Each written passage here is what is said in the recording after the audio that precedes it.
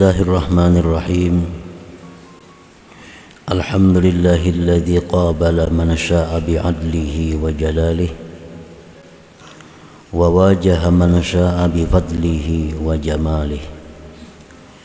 Ashhadu an la ilaha illallah wahdahu la syarika lahu bi dzatihi wa sifatihi wa af'alihi. Wa ashhadu anna sayyidana Muhammadan abduhu wa rasuluhul mu'azzamu bi khalqihi wa akhlaqihi. Sallallahu wa sallama ala sayyidina Muhammadinil mukhtari min ibadihi wa ala alihi wa ashabihi wa dzurriyyatihi wa atba'ihi. Salatu wa salaman daimaini mutalazimaini ila yaumi liqa'ih, amma ba'du. Yang kita hormati dan kita cintai para habaib dan para alim ulama, guru-guru agama, para muhibbin, hadirin hadirat rahimakumullah.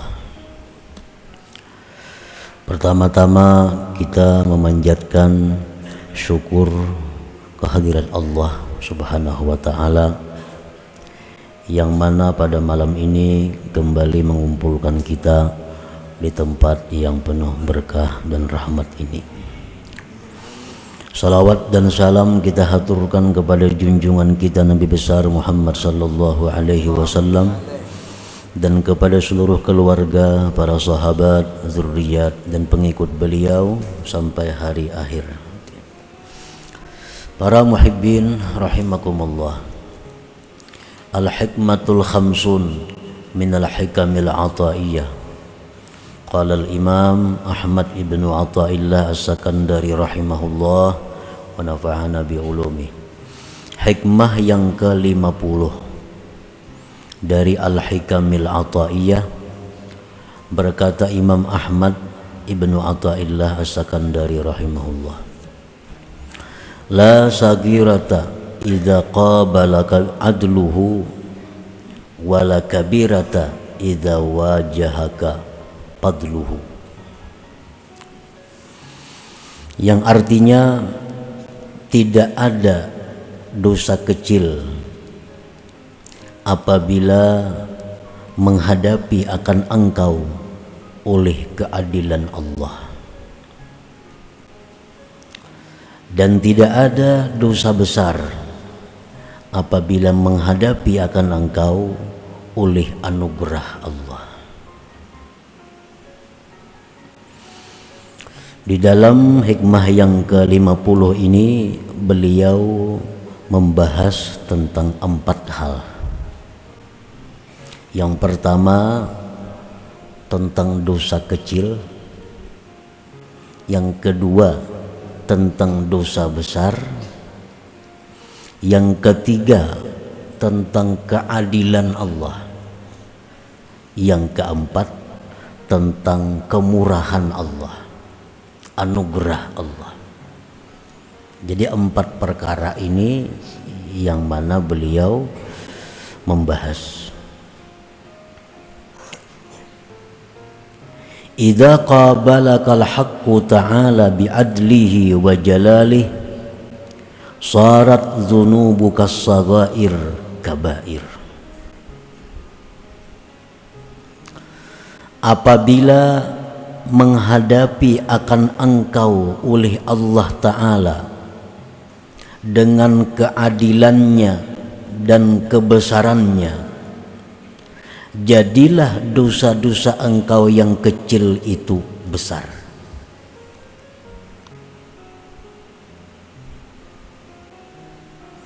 Di akhirat, di waktu kita dihisab oleh Allah, apabila Allah menghadapi kita dengan keadilannya, dengan kebesarannya, maka dosa kecil yang ada pada kita menjadi besar.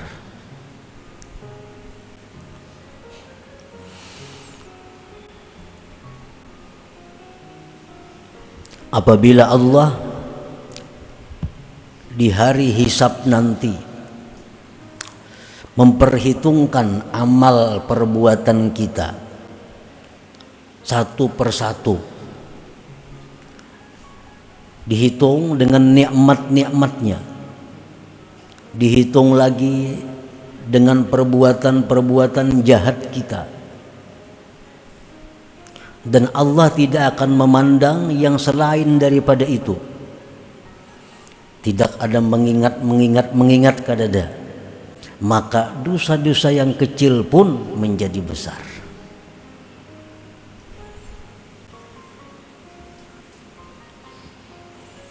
Bahasa kitanya, apabila Allah itu kadang mau kurang lebih lawan kita di hari mahsyar kaina, Allah kadang kurang lebih lawan kita pas-pasan. Nah, maka kita kadang akan punya dosa kecil lagi. Seluruh dosa kita itu menjadi dosa besar.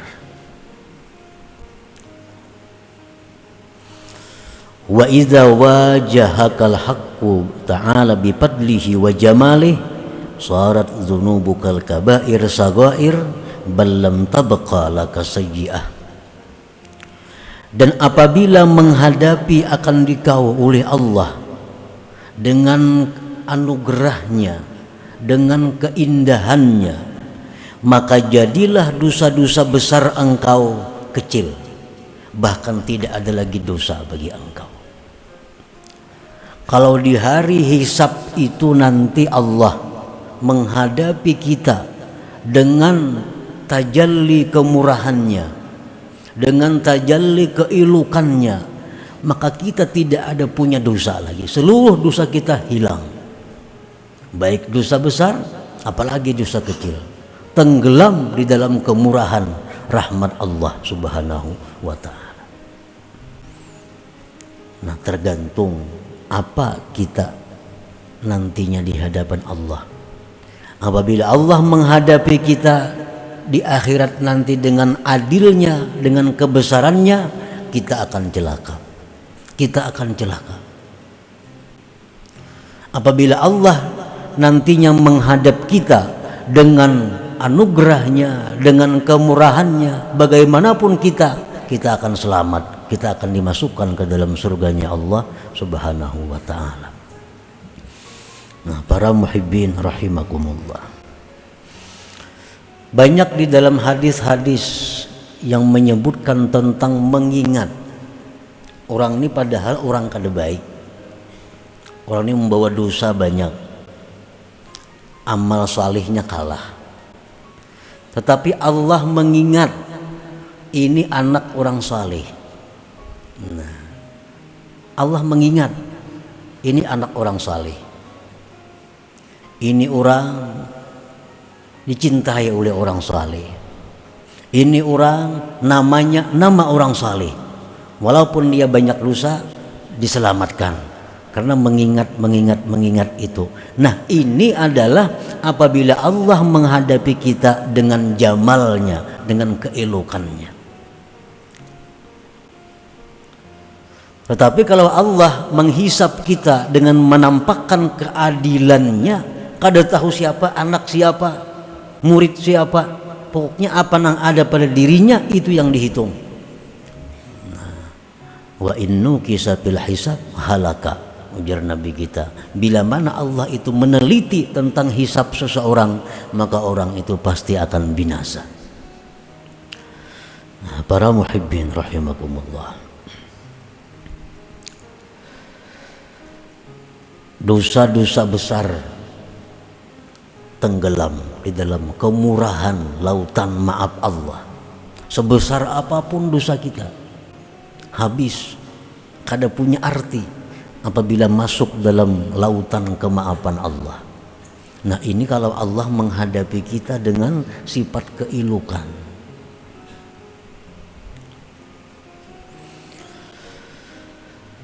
Seperti apa dosa-dosa besar itu? Para ulama menjelaskan al-kabair kullu ma jaa fihi wa'id minallah bi'adzab fil akhirah au unitat bihi uqubatun fid dunya kal had wa ghairi. Dosa besar itu tiap-tiap sesuatu yang datang padanya ancaman dari Allah dengan azab di akhirat, atau dikaitkan dengannya hukuman di dunia seperti had dan seumpamanya. dan selainnya. Contoh dosa besar kayak apa? Kal qatal bighairil haq, seperti membunuh. Nah, membunuh ini dosa besar. Karena ancaman ada dalam Al-Qur'an, "Wa man qatala mu'minan muta'ammidan fajazaohu jahannam khalidan fiha." Barang siapa yang membunuh seseorang beriman sengaja, maka balasannya neraka jahanam, kekal dia selama-lamanya. Nah, berarti membunuh itu dosa besar. Apalagi dosa besar zina. Allah berfirman, "Wa may yaf'al dzalika yalqa athama yudha'af lahul azab yaumal qiyamah wa yakhlud fihi muhana." Siapa yang melakukan perzinahan, dia akan menemui dosa, dilipat gandakan baginya azab pada hari kiamat, dan kekal dia pada azab itu terhina. Nah, setiap ada ancaman siksa di akhirat, itu berarti dosa besar. Membunuh tadi, zina, ada contohnya. Seperti apa lagi? Riba. Riba dosa besar. Al-Quran ada menjelaskan tentang riba. Hadis Rasulullah menjelaskan tentang riba. Beliau bersabda, "Ad-dirhamul ladzi yusibuhu ar-rajul minar riba asyaddu min 36 zaniyatan fil Islam." Rawahul Bukhari. Satu dirham. Dirham itu kalau diukur, ditimbang dengan gram, 3 gram lebih sedikit. Pirak. Satu dirham yang seseorang mendapatkannya dari jalan riba lebih bersangatan daripada 36 kali berzina di dalam Islam. Berzina aja macam apa tadi azabnya sudah. Satu dirham, misalnya piraknya itu 20.000, harganya 1 gram, 3 gram 60.000. 60.000 duit yang kita dapat daripada riba itu lebih berat daripada 36 kali berzina di dalam Islam. Berarti riba ini dosa besar. Syurbul khamar, minum arak. Nah, dosa besar. Nah, dosa besar yang dibawa mati oleh seseorang, apabila Allah menghadap dia, apabila Allah menjumpai dia dengan menampakkan keelokannya, menampakkan kemurahannya, kemaafannya, sebesar apapun dosa kita akan hilang. Kita akan selamat. Nah, tetapi sebaliknya, sekecil apapun dosa yang kita bawa, apabila Allah menghadapi kita dengan keadilannya, kita akan binasa. Dan Allah kadang akan memandang, kadang akan mengingat apa-apa. Contohnya, di zaman Rasulullah SAW ada seorang khadam beliau, pembantu beliau. Pembantu beliau ini bernama Kirkirah. Ikut perang bersama-sama Rasulullah SAW, umpat perang. Dalam peperangan itu Kirkirah ini gugur sebagai syahid. Orang-orang ribut, untung Kirkirah syuhada, matinya sebagai syahid. Tambah pembantu Rasulullah lagi, khadamnya Rasulullah. Rasulullah menjawab, "Huwa finnar." Itu mati ke neraka aja nanti. Pembantu Rasulullah matinya dibunuh orang kafir. Nabi kita menyebutkan huwa finnar, dia masuk neraka. Diperiksa apa salahnya? Ternyata dia menyembunyikan satu selimut yang dia dapat dalam peperangan sebelum diserahkan kepada pemimpin perang. Karena mestinya harta yang dapat peperangan itu semua diunjuk dulu kepada pemimpin perang, komandan. Nah, karena komandan ini membagi, ini dapat sekian, kira-kira kada begitu dapat disembunyikannya, masuk neraka. Nah, ini contoh orang yang dihadapi Allah dengan keadilan. Allah kadang memandang ini gugur sebagai syahid, kada memandang. Allah kada memandang, ini pembantu Rasulullah kada dipandang Tuhan. Yang dipandang Tuhan, dia adalah khianat terhadap harta rakyat. Khianat terhadap harta rakyat. Itu kan barang rakyat ampunnya, masih belum dibagi. Nah, ini contoh orang yang mana berhadapan dengan keadilan Allah. Berhadapan dengan keadilan Allah. Nah, para muhibbin rahimakumullah. Lalu bagaimana caranya? Bagaimana usaha-usaha kita agar kita ini mati menghadap Allah, Allah menemui kita dengan keilukan, jangan dengan keadilan. Allah menemui kita dengan kemaafan, bukan dengan kebesaran. Nah, ini yang perlu kita cari. Karena sebesar apapun ibadah kita,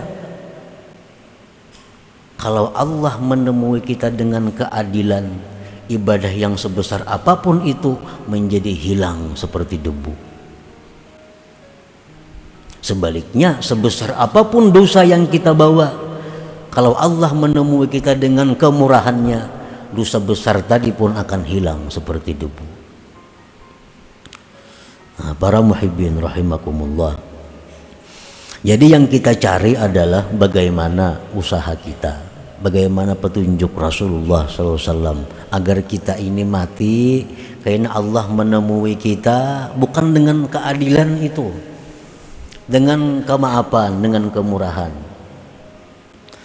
Nah, para ulama menjelaskan, kalau ingin ditemui Allah di akhirat nanti dengan keilukan, dengan kemurahan, amalan yang pertama di dalam dunia ini adalah at-taubah, tobat. Tobat. Kalau kita membiasakan tobat, nah, sebesar apapun dosa kita di akhirat ada harapan besar ditemui Allah dengan keindahan Allah. Kita ambil contoh cerita yang dahulu. Seseorang ini membunuh 100 manusia. Nah, 100 manusia. Minta petunjuk kepada orang alim, apakah bisa tobat? Nah, aku ini sudah membunuh 100 orang. Ujar orang alim itu, bisa ikam tobat.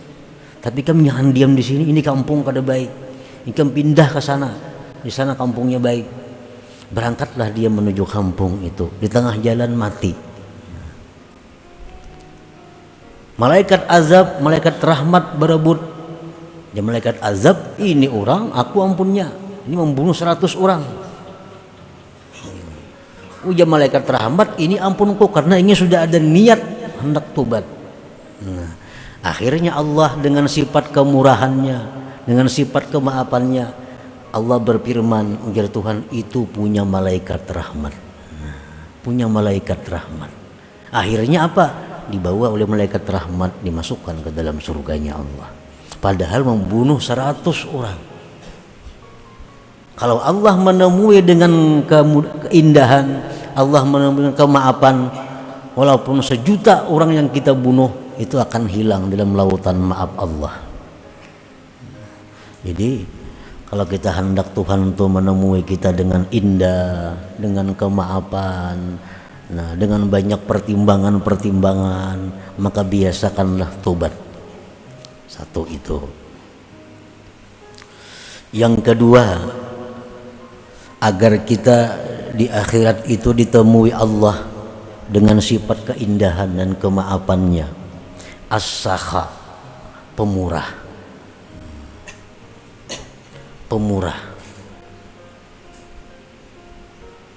Nah, kalau kita ini pemurah, Allah tidak akan gampang mengazab orang pemurah ini. Penuh pertimbangan, penuh perhitungan. Karena begitu orang pemurah ini mati, Orang-orang yang pernah dikasihnya, diberinya, mendoakan kepada si pemurah ini. Bahkan bumi pun mendoakan kepada Allah agar si pemurah ini jangan disiksa, jangan diazab. Orang pemurah. Dikisahkan oleh Rasulullah Sallallahu Alaihi Wasallam di zaman dahulu ada seseorang ahli ibadah selama 60 tahun berkhalwat. 60 tahun kada tahu urusan apa-apa, khusus beribadah kepada Allah. Begitu suatu hari si seseorang ini turun dari tempat khalwatnya, melihat ada seorang perempuan. Kepingin hati si ahli bungosnya perempuan itu 60 tahun tak kurung, langsung melihat napa-napa, melihat ada bini-bini, siapa itu?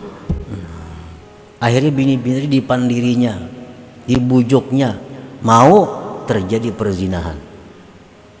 Menurut satu riwayat selama 6 malam. Perzinahan. Habis berzina, laki-laki ini menyesal dan dia ada mempunyai 2 potong roti. 2 potong roti. 2 roti ini ada yang mau minta diberikan kedua-duanya, ambil. Laki-laki ini akhirnya mati. Ditimbang amalnya laki-laki ini, amal ibadah 60 tahun itu hancur habis karena berzina tadi. Hancur. Bayangkan, perbuatan zina ini merusak ibadah yang telah berlangsung selama 60 tahun. Tetapi karena laki-laki ini pemurah, ada 2 potong roti yang dia berikan kepada orang yang perlu. 2 potong roti ini ditimbang dengan perzinahan, ternyata 2 potong roti ini menang. Maka akhirnya si laki-laki ini masuk surga. Bukan karena ibadah 60 tahun, tapi karena dia dermawan, karena dia pemurah dengan memberikan 2 potong roti itu. Nah, ini contohnya. Orang yang pemurah itu selalu ada yang menyelamatkan dia daripada keadaan-keadaan yang gawat seperti itu. Para muhibbin rahimakumullah. Yang ketiga, hubbu man ahabbahullah. Cinta kepada orang yang dicintai Allah. Hubbu man ahabbahullah. Cinta kepada orang yang dicintai Allah. Nah, ini akan menyelamatkan kita. Allah akan menemui kita dengan keelokannya, bukan dengan kebesarannya. Orangnya kata pipa ibadat kada, banyak lagi maksiatnya pulang. Tapi urusan mencintai orang-orang yang dicintai Allah ini nomor 1. Cinta kepada Rasulullah, cinta kepada keluarga Nabi, cinta kepada orang-orang saleh, dia cinta. Nah, ini orang mati, dia akan ditimbang oleh Allah. Walaupun ini banyak dosa, walaupun ini banyak maksiat, tapi ya Tuhan, ini orang nih, ini cinta kepada orang-orang yang kucintai. Nah, dengan itu Allah menghadap dia dengan keelokan, dengan kemaafan dan kemurahannya. Nah, para muhibbin rahimakumullah. Seorang laki-laki pernah datang kepada Rasulullah sallallahu alaihi wasallam. Faqala, ya Rasulullah, kaifa tara bi rajulin ahabba qauman wa lam yalhaq bihim. Wahai Rasulullah, bagaimana pendapat pian? Ada seorang laki-laki, dia ini cinta kepada suatu kaum, dia cinta kepada orang-orang saleh, tapi nya kada beramal kayak orang saleh. Nya kada beramal. Cuma kalau urusan mencintai orang saleh, membela orang saleh habis-habisan. Tapi kalau wirid orang saleh kada dibacanya.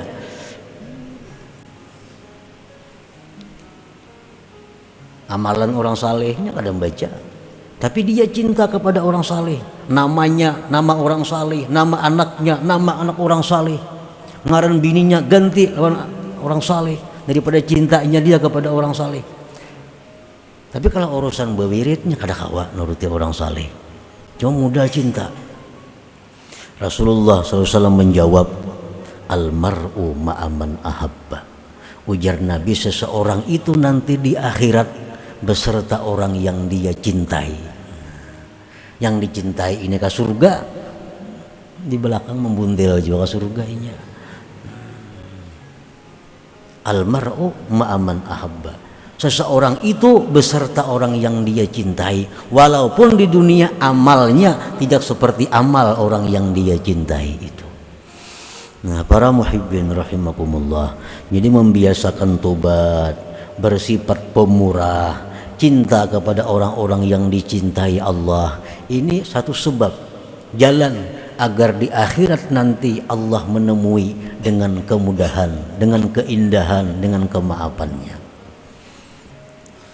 Nah, selanjutnya yang ke-51, la amala arjudul qulub min amalin ila akhir. Ila hadratin Nabi sallallahu alaihi wasallam al-Fatihah.